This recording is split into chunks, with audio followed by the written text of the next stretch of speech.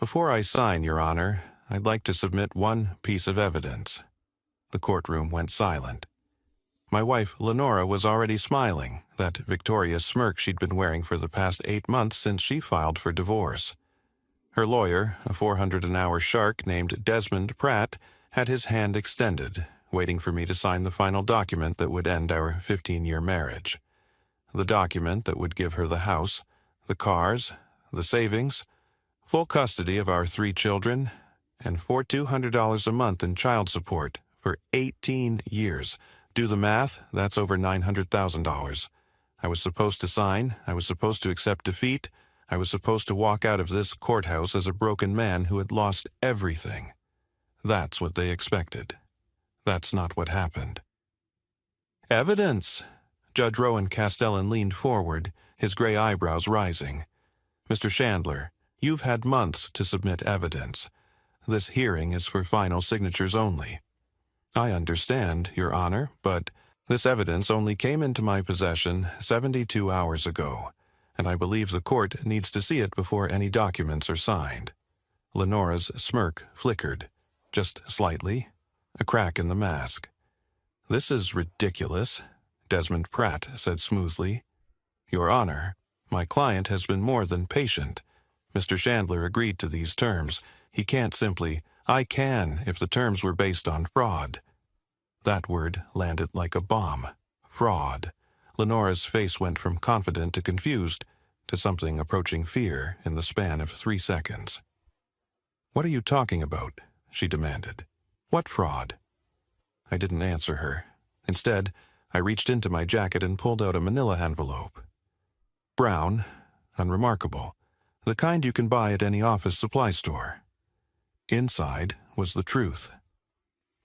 I walked toward the judge's bench, my footsteps echoing in the silent courtroom.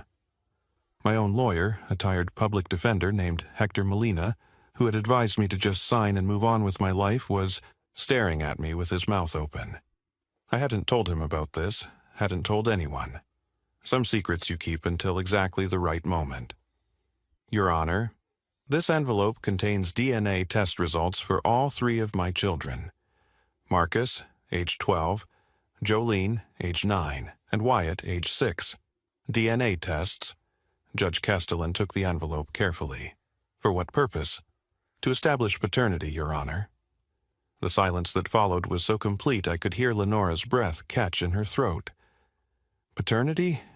Her voice was barely a whisper now. What are you? I'm establishing that I am not the biological father of any of the 3 children you want me to pay child support for. The judge opened the envelope, read the first page, the second, the third. His face changed, hardened. He looked at Lenora with an expression I can only describe as controlled disgust. Then he said 3 words that destroyed her. Is this true?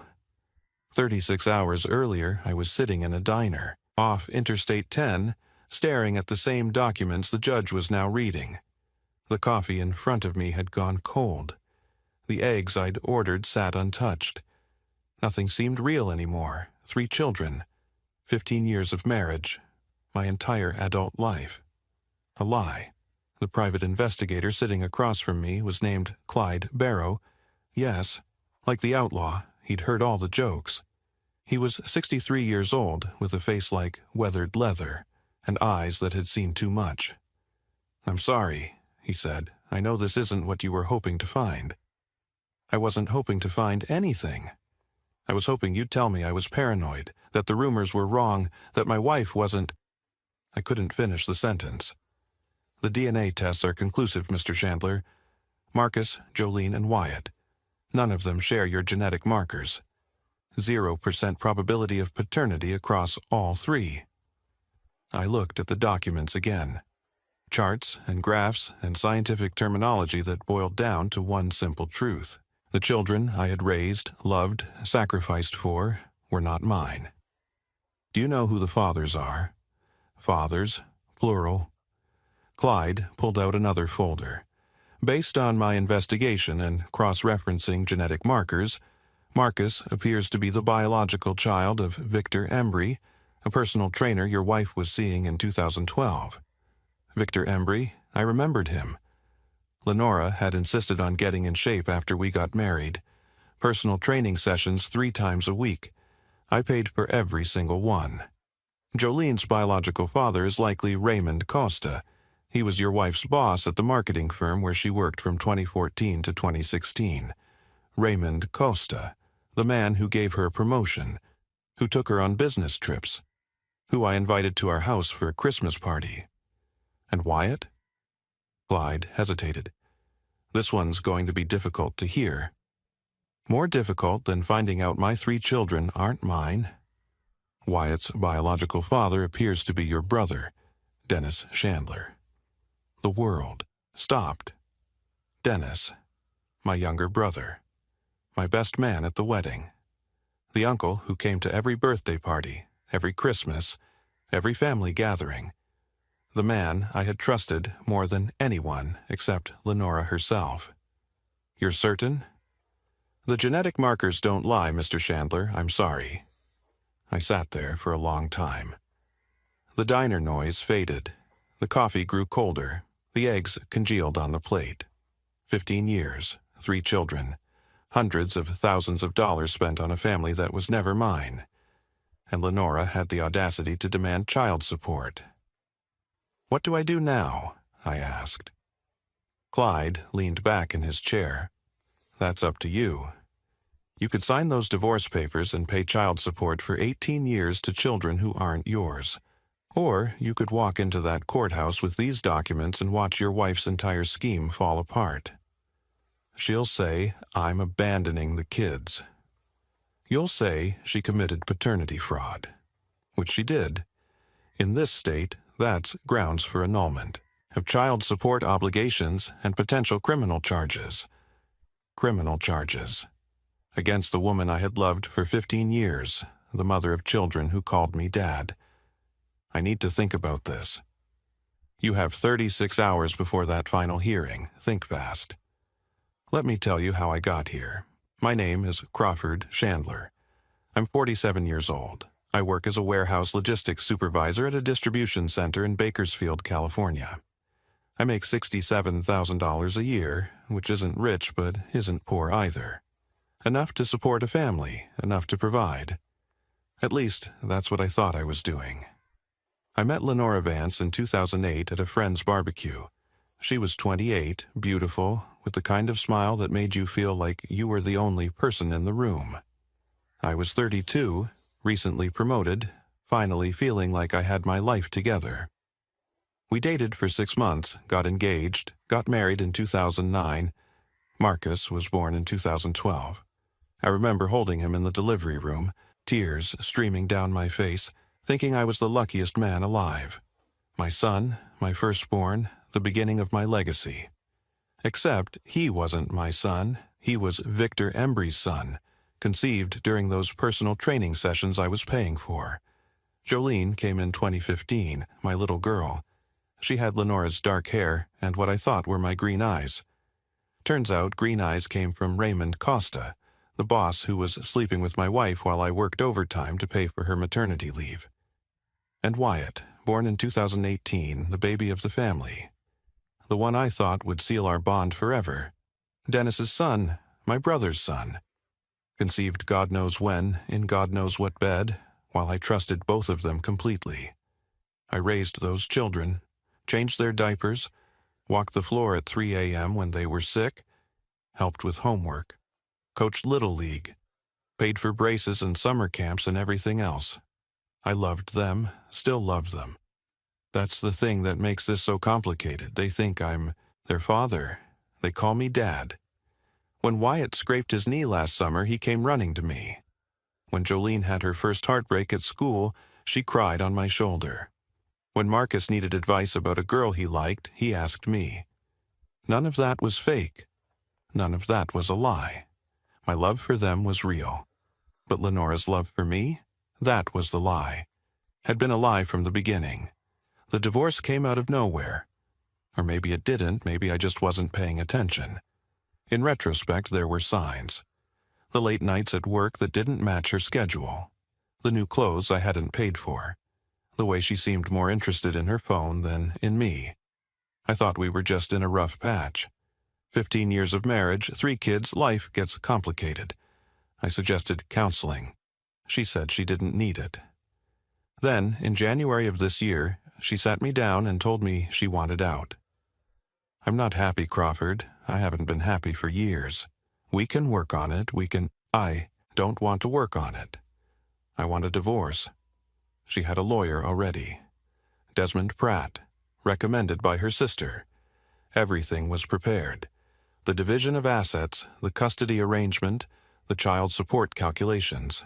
She had been planning this for months, maybe years, and she wanted everything.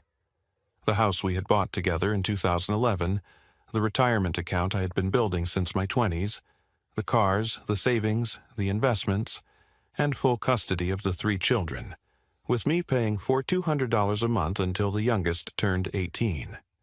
My lawyer, Hector, told me to fight it. She's asking for too much. We can negotiate this down, split custody, reduced support payments, something reasonable. But I didn't fight. I agreed to everything. People thought I was giving up. Thought I was too heartbroken to battle. Thought I was being noble or stupid or both.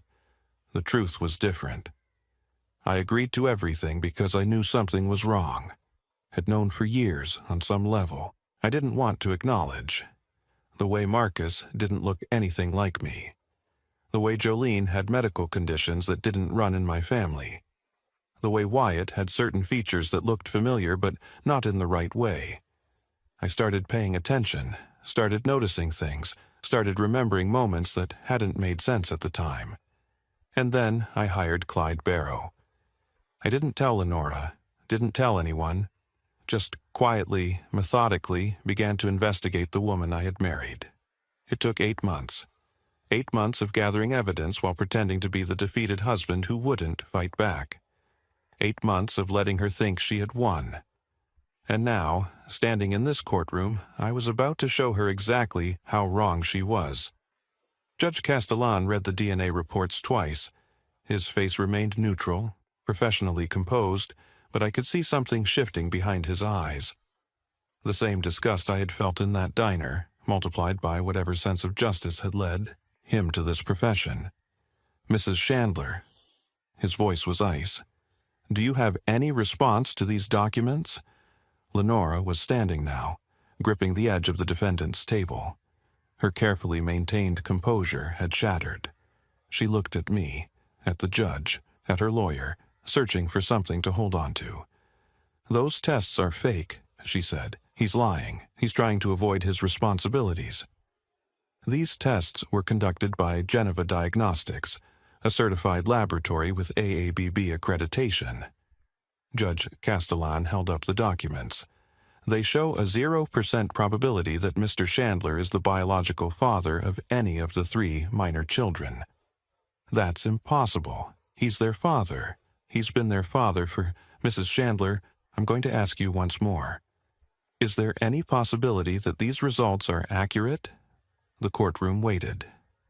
I watched my wife, the woman I had loved for 15 years, the woman I had trusted with everything I had, the woman who had lied to me every single day of our marriage. Something broke in her expression. The fight went out of her eyes. I want to speak to my lawyer. Your lawyer is standing right beside you. Desmond Pratt looked like a man who had just realized he was standing in quicksand. The confident shark had turned into a deer in headlights. Your Honor, I need time to review these documents with my client. This is highly irregular. What's irregular, counselor, is your client seeking child support for 3 children who are apparently not fathered by the respondent. Judge Castellan set down the papers with a deliberate motion. Mrs. Chandler, I'm going to ask you directly. Are these children biologically related to Mr. Chandler? Silence. Mrs. Chandler. No. The word came out as a whisper. No, they're not. The courtroom erupted. Not loudly, there weren't many people there, but Hector gasped. Desmond Pratt cursed under his breath, and someone in the gallery made a sound of shock. I just stood there, watching Lenora finally tell the truth. They're not his, she continued, tears starting to flow.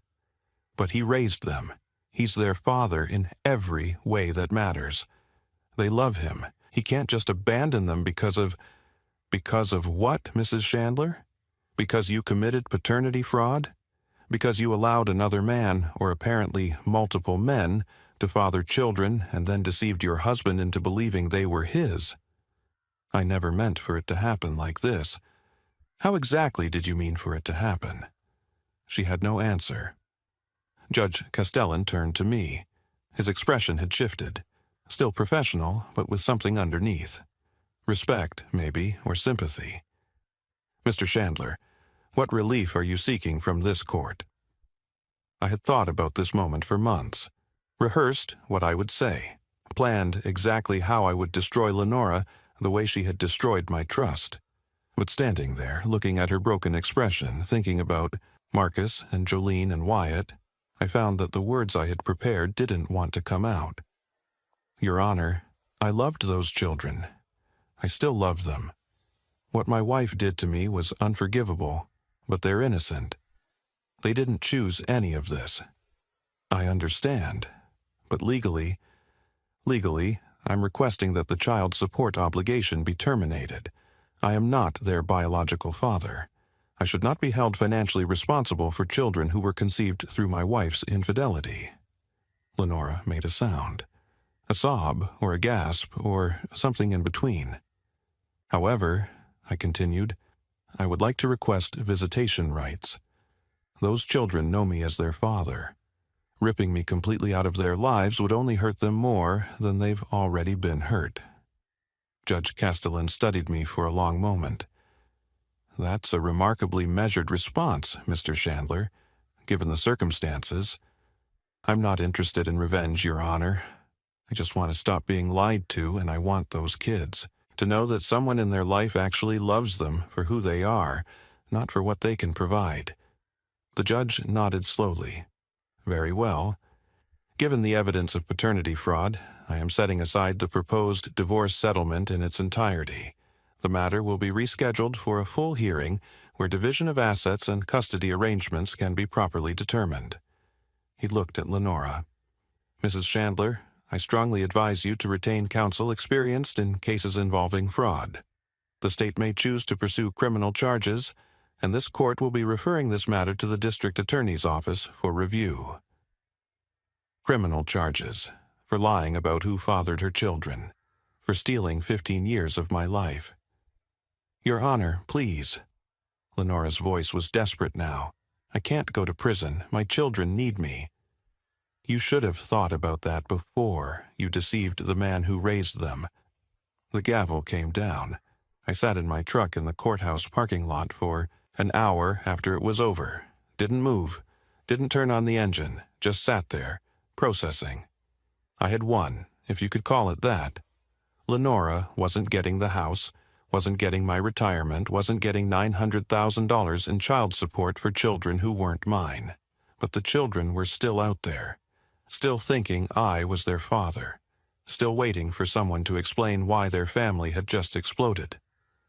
My phone buzzed, a text from a number I didn't recognize. This is Marcus. Mom's crying and won't tell us what happened. Are you coming home? Home. The house I had been kicked out of 8 months ago. The house where 3 children who weren't mine were waiting for answers. I stared at the message for a long time. Then I typed back, I'll be there in an hour. We need to talk. The drive to the house felt like driving through a dream.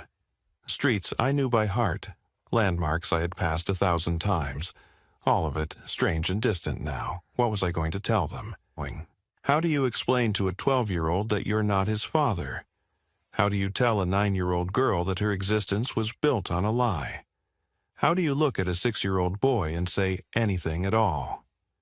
I didn't have answers. I just had the truth. And the truth was going to hurt everyone. Lenora's car was in the driveway when I arrived. I parked on the street, took a deep breath, and walked to the door. Marcus opened it before I could knock. He was tall for 12, already taller than Lenora, with dark hair and features that I now recognized as belonging to Victor Embry, a stranger's face on a boy I had raised. Dad, he looked relieved. Mom's been in her room for an hour. She won't talk to us.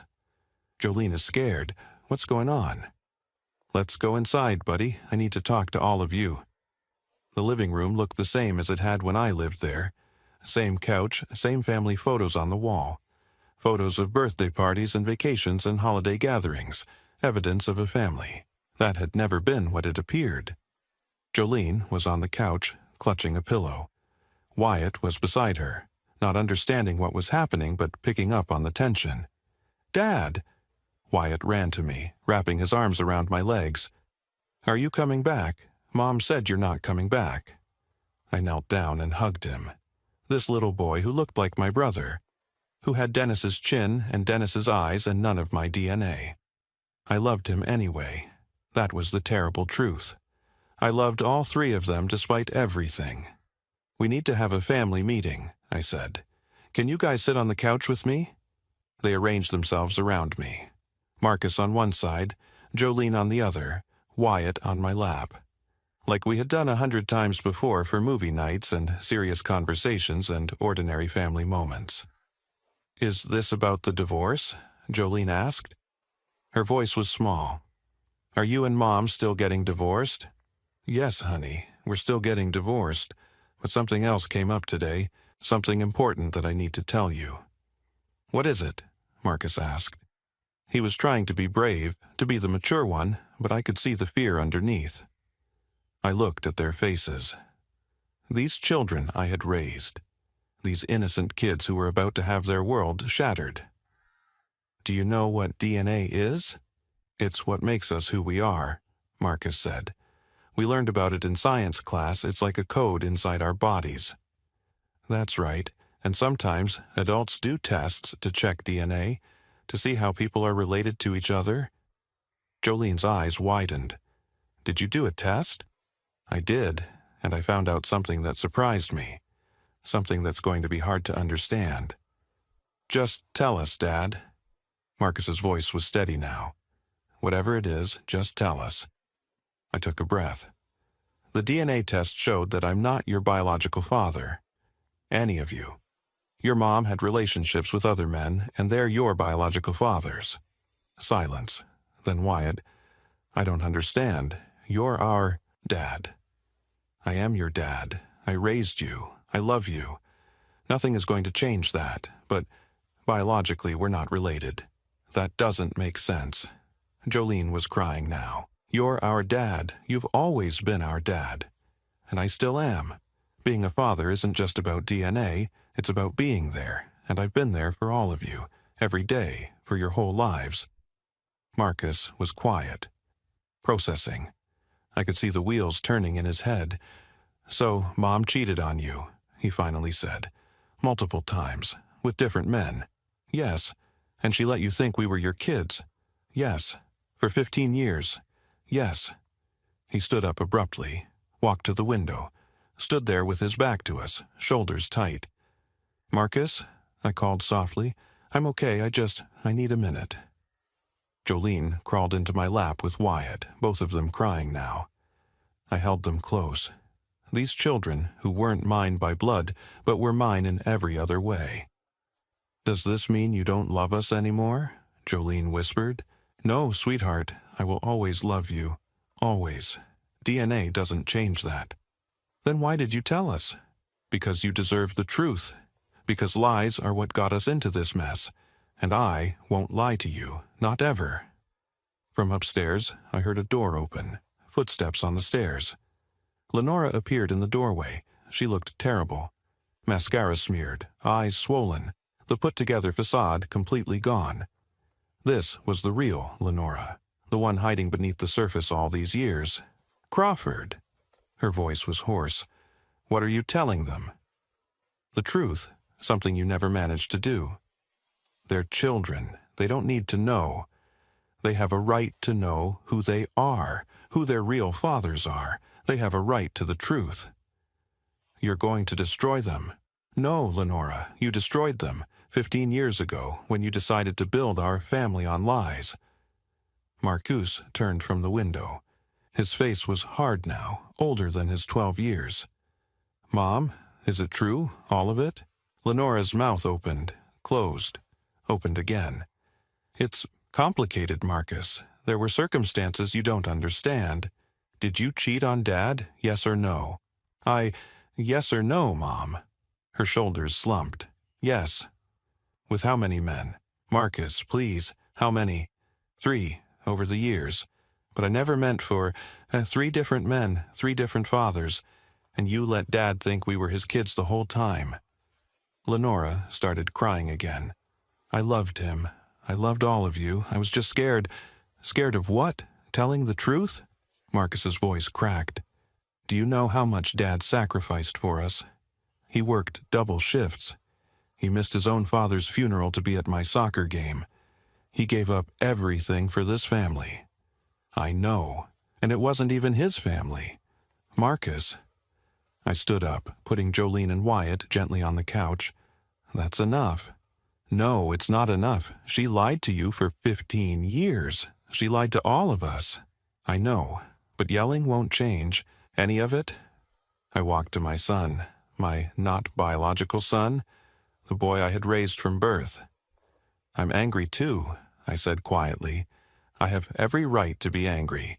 But being angry at your mom isn't going to help anyone right now. What's done is done. All we can do is figure out how to move forward. How can you be so calm about this? I'm not calm. I'm devastated. But I learned something a long time ago. Anger is like fire. It burns hot and fast, but it burns the person holding it most of all. Marcus stared at me. Then, suddenly, he was hugging me. This tall, almost teenage boy, holding on to me like he was 6 years old again. I don't care about DNA, he said into my shoulder. You're my dad. You've always been my dad. And I always will be, no matter what. We stood there for a long moment. Then Jolene and Wyatt joined the hug, little arms wrapping around us.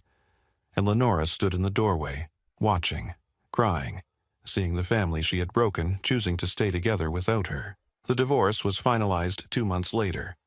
The terms were nothing like what Lenora had originally demanded. No house, which I didn't want anyway, too many memories. Split retirement, fair and legal. No child support, obviously. And shared custody. That was the part that surprised everyone, including me. I could have walked away.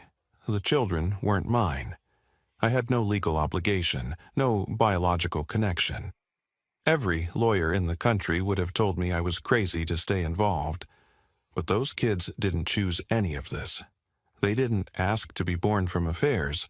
They didn't ask for a mother who lied and a father who wasn't really their father. They just wanted to be loved. So I stayed. Every other weekend, alternating holidays, 2 weeks every summer. The same custody arrangement I would have had if they were mine. Because they are mine. In every way that matters. Lenora was charged with paternity fraud. It's a misdemeanor in California, punishable by up to a year in county jail and fines. She took a plea deal. 6 months probation, community service, mandatory counseling. She lost her job when the story got around. Lost most of her friends, too. The women in her social circle didn't want to be associated with someone who had done what she did. Part of me felt satisfied by that. The petty, vindictive part that wanted her to suffer the way I had suffered. But mostly, I just felt tired. Tired of anger, tired of betrayal, tired of the whole ugly mess. I moved into a small apartment across town. 2 bedrooms, so the kids could have their own space when they visited. Nothing fancy, but clean and safe, and mine. The first night they stayed over, Marcus helped me assemble the bunk beds for Jolene and Wyatt. We worked in silence for a while, following the incomprehensible Swedish instructions, making mistakes and fixing them. "Dad?" he said finally. "Yeah?" I looked up Victor Embry, my biological father. I stopped tightening a bolt, and? He's a personal trainer in San Diego, has his own gym. He's married with 2 kids. His own kids? Yeah. Marcus was quiet for a moment. Does he know about me? I don't know. Your mom might have told him, or maybe not. Do you think I should contact him? I set down the wrench and looked at my son. That's up to you, Marcus. He's your biological father. You have a right to know him if you want to, but he's also a stranger who slept with your mom while she was married to me. That's complicated. Everything's complicated now. Yeah, it is. Do you think he'd want to know me? I thought about Victor Embry, a man who had an affair with a married woman, and either didn't know or didn't care that he had fathered a child. I think, I said carefully, that some men are fathers, and some men are just biology. I can't tell you which one Victor Embry is, but I can tell you that I'll be here no matter what. If you reach out and it goes well, great. If it doesn't, I'm still your dad. Marcus nodded slowly. I don't think I'm ready yet. Maybe someday, but not yet. That's okay. There's no timeline on this stuff. We went back to assembling the bunk beds. The instructions were still incomprehensible. We made more mistakes, but we finished eventually. Together. 2 years have passed since that day in the courthouse. I'm 49 now, still working at the distribution center, though I got a promotion last year. Still living in my 2-bedroom apartment, though I've made it more of a home. The kids are doing okay. Not great, not terrible. Okay. Marcus is 14, struggling through puberty in high school like every other teenager. He decided not to contact Victor Embry, said he might someday, but not now. I told him I'd support whatever he chose. Jolene is 11, starting middle school this fall. She's the one who had the hardest time with everything. She went through a phase where she blamed herself, thought she was the reason the marriage fell apart. Therapy helped. Time helped more. Wyatt is 8, young enough that the divorce didn't shatter him the way it might have if he were older. He still calls me Dad without hesitation. Still runs to me when he's hurt or scared. Dennis, my brother, moved out of state after everything came out. Couldn't face me, couldn't face the family. I heard he's in Portland now, working at some tech company. I haven't spoken to him since I found out about Wyatt. Don't plan to. Some betrayals are too deep to forgive. Lenora got remarried last spring. A guy she met at court-ordered counseling, ironically. A recovering addict with his own history of bad decisions. I don't know if they're happy. I don't really care. What I care about is the kids. Making sure they know they're loved. Making sure they grow up understanding that family isn't about blood, it's about showing up. Last month, on Father's Day, Marcus gave me a card he had made himself. Handwritten, not store-bought. On the front was a drawing of our family, stick figures with labels. Dad, Marcus, Jolene, Wyatt. Inside, he had written, "Thank you for choosing to be our dad when you didn't have to be. Thank you for staying when you had every reason to leave. Thank you for loving us even when the truth came out. You're not our father by blood, but you're our father by everything that actually matters. We love you. Happy Father's Day." I cried for 20 minutes after reading that. Not sad tears, not angry tears. Just the kind of tears that come when you realize that all the pain was worth it. That what you lost was nothing compared to what you kept. Lenora tried to take everything from me. The house, the money, my dignity, my identity as a father. In the end, she took nothing that mattered. Because what mattered was sitting across the breakfast table from me right now, arguing about who got the last waffle. What mattered was walking through the door after work to kids who yelled, "Dad's home." What mattered was being chosen, not by biology, not by law, by love. If you're watching this and you're going through something similar, I want you to know a few things. First, the truth matters, even when it hurts, even when it destroys what you thought you had. Living a lie is worse than facing the pain of reality. Second, being a father or a mother isn't about DNA, it's about presence, it's about sacrifice. It's about choosing to love someone even when it's hard, especially when it's hard.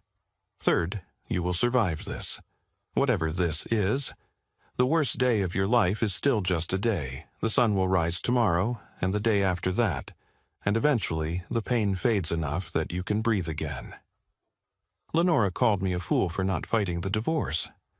But I was fighting, just not the way she expected. I was fighting for the truth, for justice, for my own self-respect. And I was fighting for 3 kids who needed at least one parent who wouldn't lie to them. I won that fight, not in the courthouse, although that helped. I won it in the years after, in the slow, painful work of rebuilding trust, in the quiet moments with kids who chose to love me back. That's the real victory.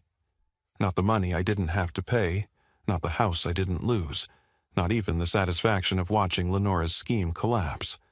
The real victory is Marcus's card on my refrigerator, Jolene's hug when she comes through the door, Wyatt's voice calling "Dad" across the soccer field.